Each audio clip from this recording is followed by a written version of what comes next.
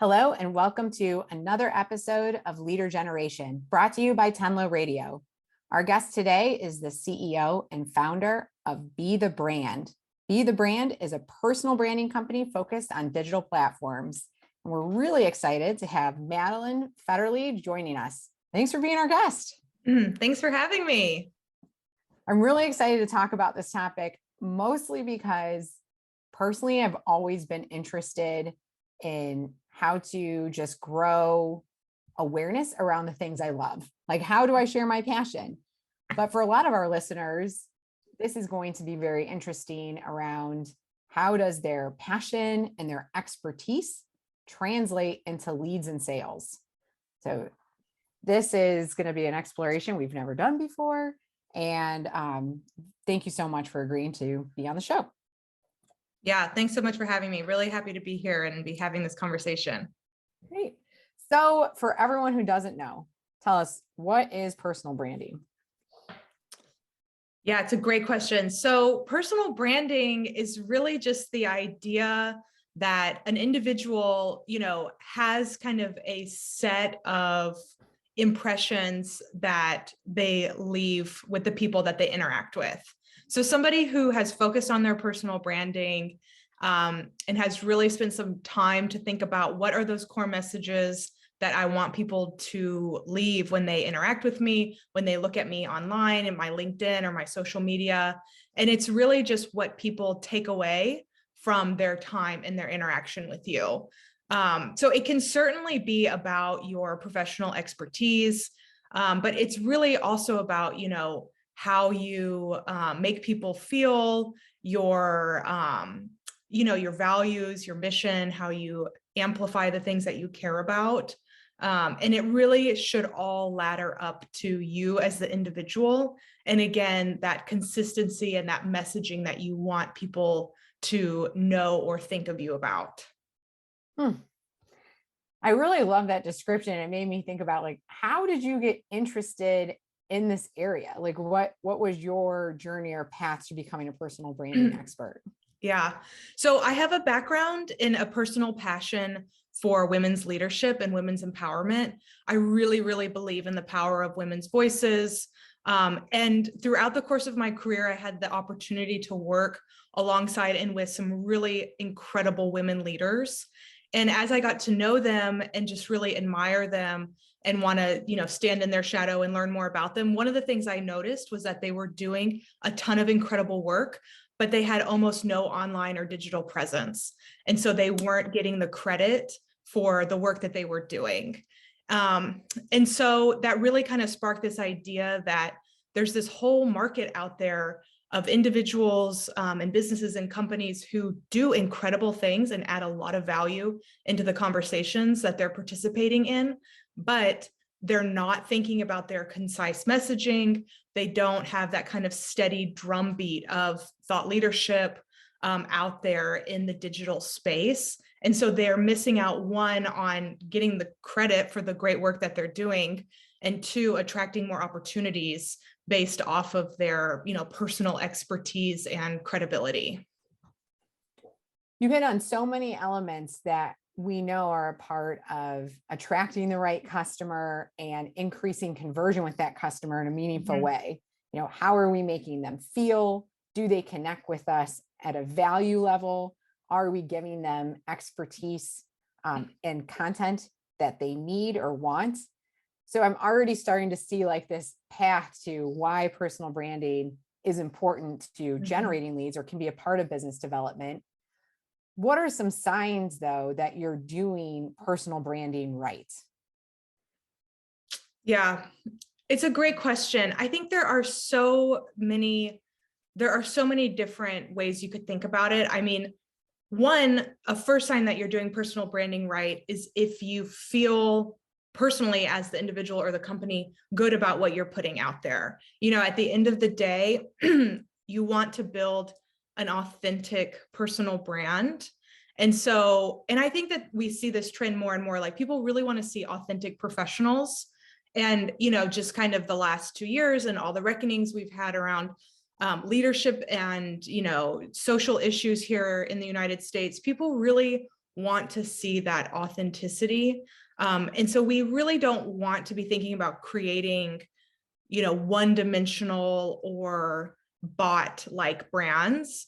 You really want to have that authentic perspective. So I think the first thing I always say to clients and people we're working with is you have to feel good about it, because if you don't feel good about it, and if you don't feel like it really embodies who you actually are and is multidimensional and, all the things that go into who people are, then it's not going to be a successful endeavor. It's just not going to work because you're going to burn out, or you're going to, make too many pivots and adjustments, and it's going to be confusing messaging. So I would say that's the first thing, like how you over time really feel about it. The second thing is, I would say, we all have people in our networks that we want to garner influence amongst.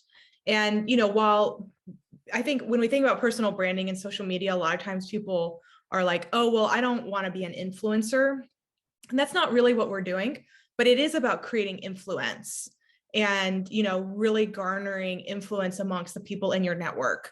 So I would say, another thing to think about in terms of if your branding is being successful is, are people noticing it? Are people, whether in your online community or in your in-person community, saying, oh, wow, I noticed that you did this panel or you did this podcast and it was really great.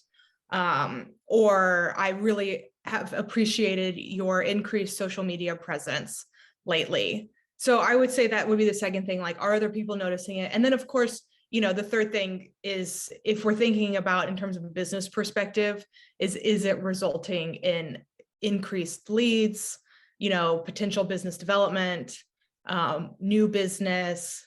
I think, of course, with client services and with business, this goes back to the people want to see authentic professionals.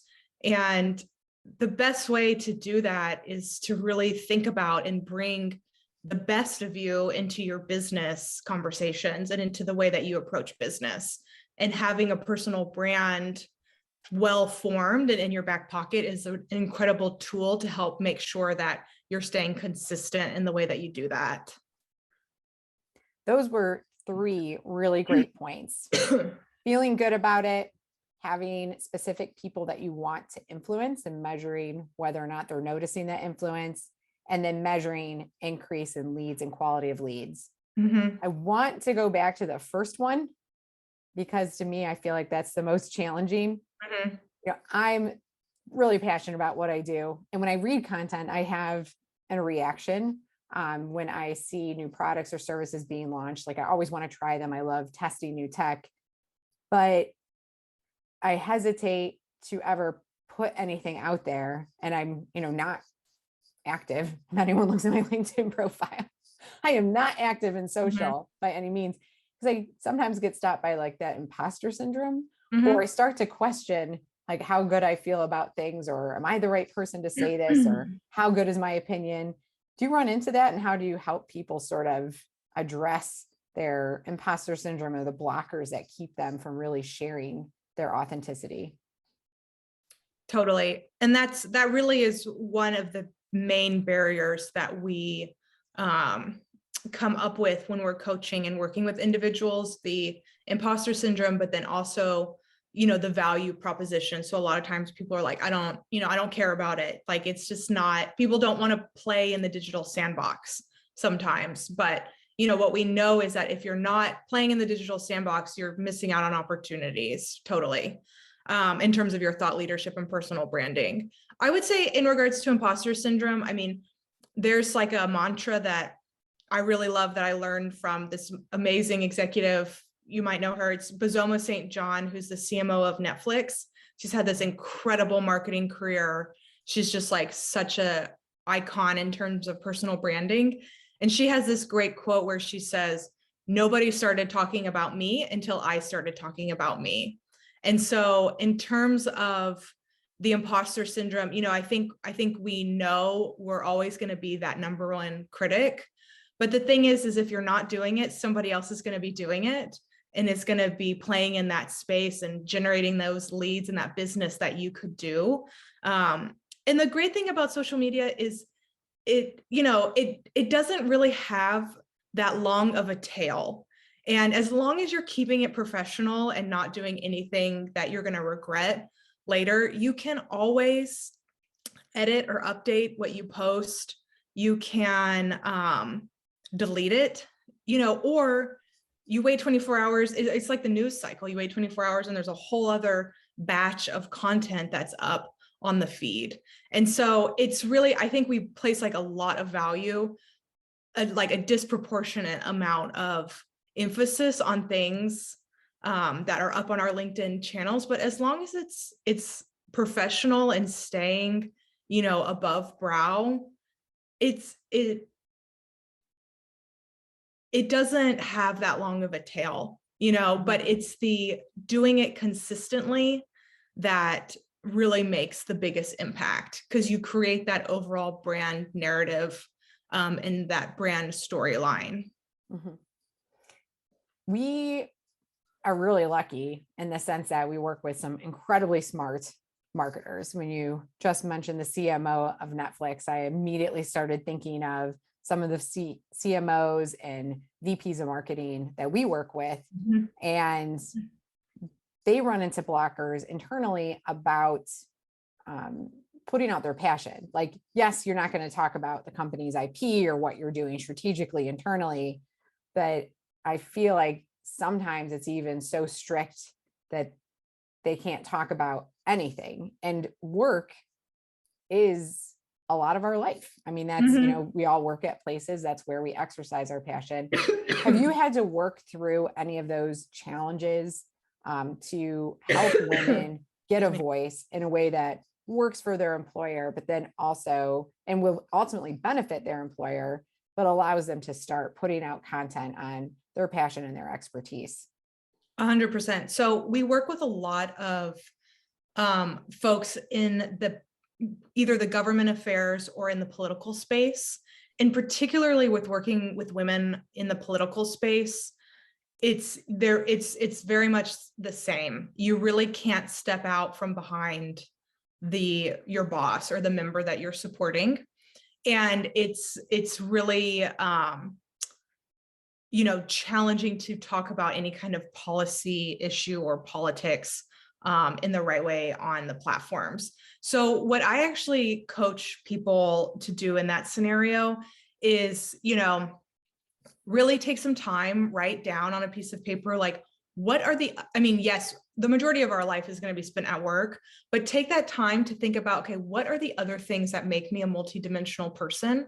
What are those other things that I care about? Is it animal welfare? Is it faith, is it X, Y, and Z issue, women in the arts, business, et cetera, that are not related to the work that you're doing or that would be okay to talk about, and really build kind of a narrative around those things. I also think one of the best things that we can do is amplify or really curate kind of extracurriculars that we participate in. So if we're on any kinds of boards, if we volunteer for nonprofits, even if we're part of like PTAs, and that kind of stuff, like those are all extracurriculars that speak to who we are and what we care about. And so let's think about the interesting ways that can ladder up into our overall personal brand and our overall message, and talk about those things online. Even if we think about the PTA, like, sure, okay, yeah, it's the PTA, but like, think about all the things in the last 2 years that perhaps the PTA has had to navigate, and all those issues that we could speak about in regards to child safety during the pandemic or X, Y, and Z issue. And even just like sharing an article about, something that really resonated with you as a PTA member as it relates to COVID safety, it actually like adds a really interesting narrative and leads back to the things that you care about. You care about your children, and that's part of your personal brand. So I would say if you can't talk about your work for whatever reason, and there are a lot of good reasons why people can't or feel like they shouldn't, there are other things about you as a person that you can talk about. And so take some time to really write those things down and really focus in on the other ways that you spend your time. I mean, I'm just rambling, but another great example is, say you love cooking. Okay, great. What are maybe you bought a subscription to Masterclass, And so you have been doing some of the cooking classes on Masterclass. Like, say something about that. Masterclass is a very well known, it's prominent. There's a huge network around it. It's interesting. I'm sure other people in your network have also been doing Masterclass. So there's a connection right there. So I just think there are so many ways that we overlook. And that's really the work that we do, is because at the end of the day, you're so tired, you're burned out, you don't have the capacity to think about, okay, what are those other things I can talk to? And so that's where we come in and come alongside and really help hold that and give the space so that you have the capacity and a thought partner to think about, you know, those other content buckets and your overall thought leadership presence. I love those two examples. It triggered a thought that for my next adult rec league soccer game, I'm going to bring my camera and take some shots of my team and interview them on how we are keeping our fitness up. Right. Or, okay, soccer, great. Okay, Ted Lasso. Okay. Mm-hmm. What are the 10 leadership traits we see from Ted Lasso? Mm-hmm. Right there. That's great, because it ties into you as like a leader and a professional, but it also is about soccer and something that you love. And there are totally articles online about Ted Lasso and his great leadership qualities. Yeah. You know? Oh, I agree. I was obsessed with that show, and Right. the whole theme of, you know, leading with kindness really resonated. And that is something that, you know, you learn from sports, and people who don't, you see where they go in their career or how others perceive them. But, you know, professionally, when you take those qualities and start to get your visibility out there, it does generate true connections that, even if it's not about your work, does translate to work, because people Totally. want to work with people they like and Mhm. that share their values. Mhm. Totally. So what are some things when we're thinking about this that people should avoid in personal branding? Or do you have any examples of mistakes that you've seen and when it goes wrong? Right. I would say the biggest thing here when you're thinking about personal branding is, one, again, it's kind of what we've been talking about. Don't put yourself in a box. You know, people really want to see these authentic professionals. So if you're only talking about one thing, it's going to get really boring and people are going to zone out, and you're not going to attract the kind of influence that you probably want. And so I would really think about, you know, investing in that individual presence, and thinking about all the things that make you, you know, a multidimensional person. So Mhm. that would be one thing. The second thing I would say is know your platform that you're on. So obviously how we interact on LinkedIn is different than how we interact on Instagram, is different than how we interact, you know, on Twitter. So a great example of this is on Instagram, we know that video is king. You know, that is like what Instagram really wants to see. And you see like the CEO of Instagram gives like a weekly video update, you know, et cetera. And that's like really smart, and content creators and influencers, they like always make sure to check that out because it affects them, you know, and it's how they get their information about Instagram. If the CEO of Instagram was doing a weekly, well, maybe he could get away with it because it's Instagram, but like if we were doing a video every week on LinkedIn, that is just not appropriate. You know, that is not the way people are using LinkedIn. So I would say, like, make sure you know your platform, know what's going to perform well, and how to tweak your strategy based on what platform you really want to see the most engagement and reach from. So that would be another thing. And similarly to that, like, we know that like LinkedIn no longer is that static online resume. It really is a thought leadership platform. However, it is still a very professional platform. And so you probably want to leave your politics at the door. You really don't want to get into like controversial things that, you know, we all know, like that's kind of what Facebook has turned into. So if you're really spicy about something, fine, you know, you can talk about it on Facebook, but, you know, I would not bring those kinds of things into the LinkedIn channel. So that, yeah, that would be the second thing. Really know your platform. And then the third thing, of course, is just what we know about marketing in general, and it's know your audience. So do the research in advance to know, like, who are you trying to garner influence from? What are the things that they care about? What are the messages that resonate with them? And then I would say one of the best things about social media is that we have all the data. So you can track on a weekly basis how things are performing, how many people are looking at it, what the engagement rates are, where the people are located. LinkedIn does geotagging for you. So there's so much great information, and you can tweak and develop your strategy from there. So I would say, yeah, do the work to know your audience. Yeah, that's a really key tenet that we hear over and over again when we do conversations and interviews around lead generation is you have to know the audience.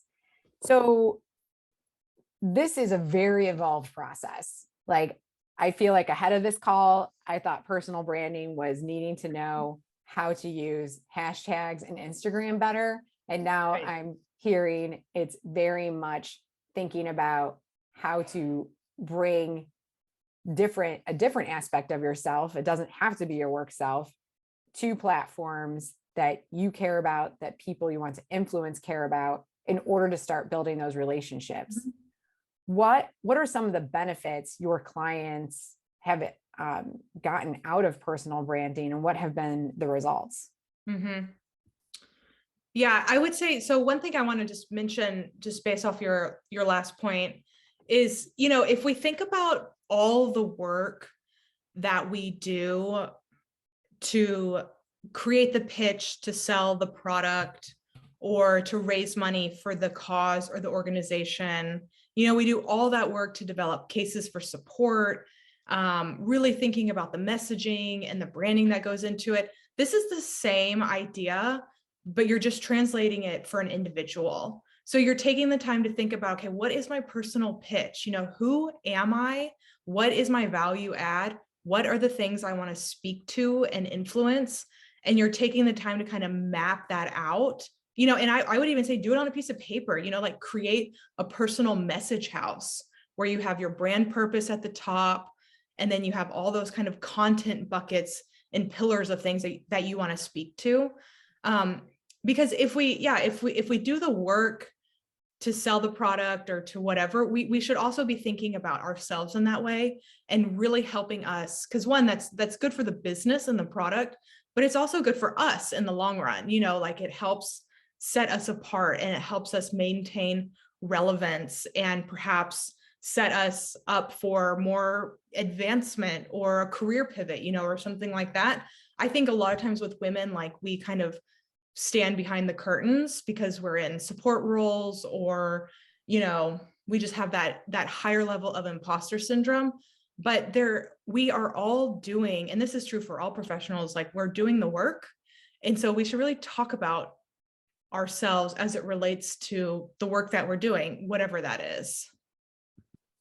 Yeah, I agree. I saw this great quote that personal branding isn't what you aspire to be, it's who you are.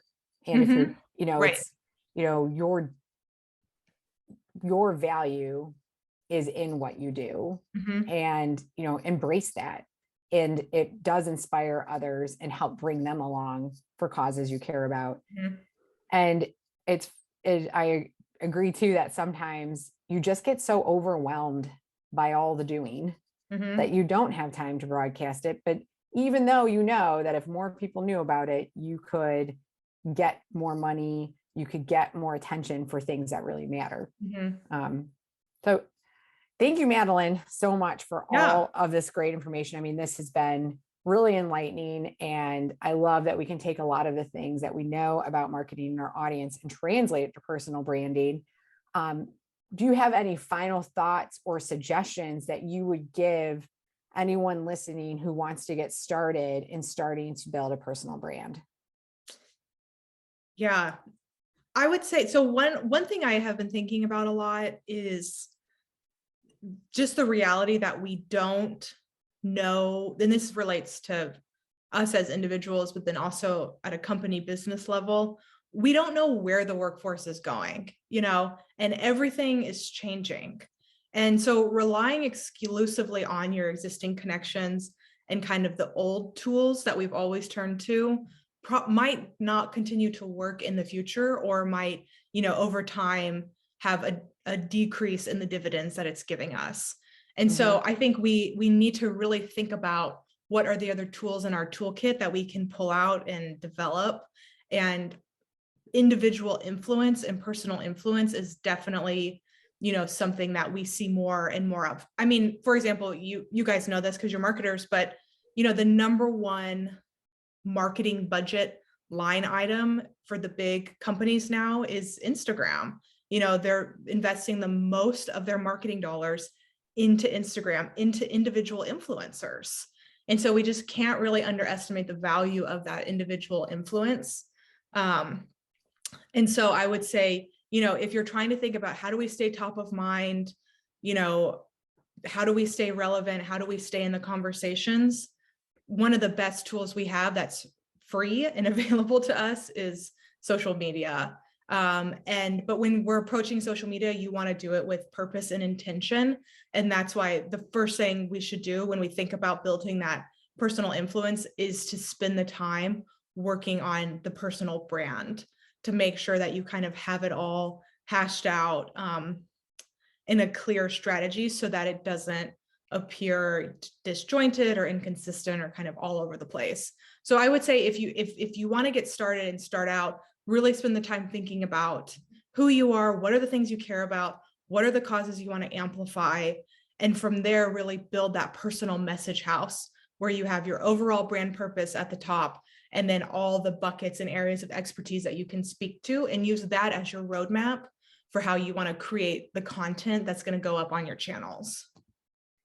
I love that suggestion, and it made me think about some results we're seeing with content marketing and expertise. Like if you take that exact process you described and hand it over to a corporation and business, even in manufacturing or light industrial or really anything, every company is an expert in something. It's made up of people, and people buy from people.